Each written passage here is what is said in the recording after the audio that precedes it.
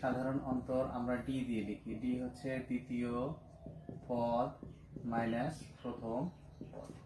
তো দ্বিতীয় পদ আমার এখানে কত 8 ছিল, প্রথম পদ 5 ছিল, তাহলে কত হবে 3। আমাদের এখানে কত হলো 3। এখন ধারাটির ষষ্ঠ পদ, আমরা জানি ধারাটির সমান্তর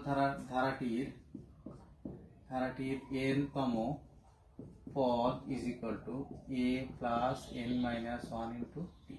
এটা হচ্ছে সূত্র, n তম পদ নির্ণয়ের সূত্র। তাহলে অতএব ধারাটির 6 তম পদ সমান হবে, এর মান কত, আমরা এর মান জানি 5 প্লাস n এর পরিবর্তে 6 মাইনাস 1 ইন্টু t এর মান কত 3। তার মানে এখানে 5 প্লাস 5 ইন্টু 3। তাহলে এখানে 5 প্লাস 3 × 5 = 15 15 20। এটা হচ্ছে এই ধারাটি যদি এরকম করে আমরা প্রথম পদ